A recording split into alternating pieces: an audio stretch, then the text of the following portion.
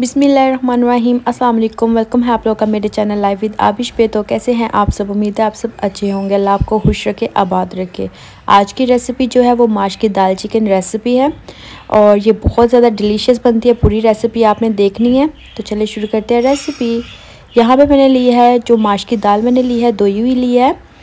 तो इसे भी हम सारा साफ़ वगैरह कर लेंगे। ये मैंने ली है 1.5 कप, ठीक है। तो इसे मैंने सारा चेक कर लिया कि बीच में कोई पत्थर वगैरह तो नहीं है। आपको पता है अगर दाल वगैरह में किसी में भी पत्थर आ जाए ना, या पालक में और साग में किरका आ जाए और इसमें पत्थर आ जाए ना, तो बिल्कुल भी मज़ा नहीं आता दालों का।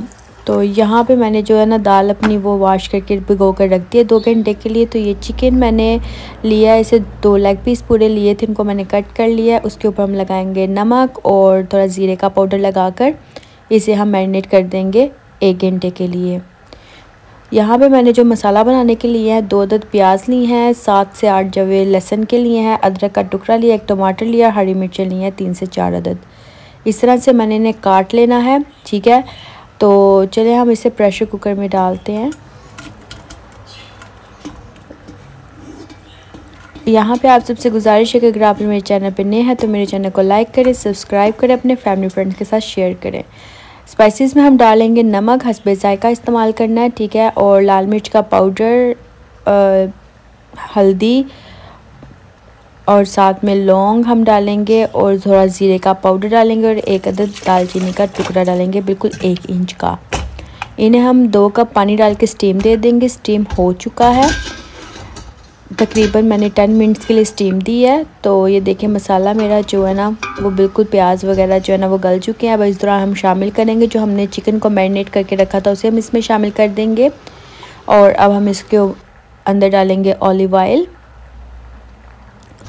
इसे भूनेंगे हम। तो ये देखें जी, इसने ऑयल छोड़ दिया है चिकन हमारे ने। अब हम इस दौरान शामिल करेंगे माश की दाल। माश की दाल को भी हमने अच्छे तरीके से भून लेना है।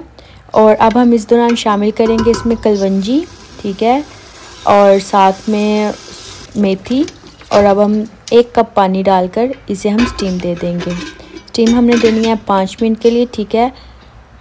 तो अब माशाल्लाह से स्टीम दे चुके हैं। तो अब हम इसके ऊपर, क्योंकि हम बना रहे हैं अचारी, तो हम इसके ऊपर डालेंगे अचार है, फ्रेश अचार है, होममेड अचार है ये। इंशाल्लाह इसकी रेसिपी भी बहुत जल्दी आप लोगों के साथ शेयर करूँगी। तो अब हम बना रहे हैं इसके साथ रोटियां, तंदूरी रोटियां बनाएंगे। तो आपको पता है माश की दाल और साथ में तंदूर की रोटियां और तो अलग ही मज़ा है। तो मैंने आटा जो है ना वो गूंद के रख दिया था। अब मैं जो हूँ इसके अंदर डालने लगी हूँ। माश की दाल मेरी पक चुकी है माशाल्लाह से, आप देख सकते हैं। अब हम इसके अंदर डालेंगे धनिया और साथ में अदरक को हमने बारीक सा काट लिया था, साथ में हरी मिर्चें। गरम मसाला अगर आप डालना चाहें तो डाल सकते हैं, लेकिन मैं नहीं डाल रही। तो यहाँ पे ये देखें जी, ऑप्शनल है गरम मसाला, जिसको पसंद है वो डाल सकता है, जिसे नहीं है आप, ये है कि गरम मसाले के साथ दाल की और खुशबू आ जाती है। तो ये देखिए माशाल्लाह से मेरी दाल तैयार है। तो हम यहाँ पे मैं तैयार कर रही हूँ रोटियाँ, क्योंकि मेरा जो है आटा हो चुका था। इसकी रेसिपी भी ऑलरेडी मेरे चैनल पे मौजूद है, जाकर आप देख सकते हैं। तो ये देखें जी माशाल्लाह से चटपटी हमारी अचारी माश की दाल चिकन तैयार है।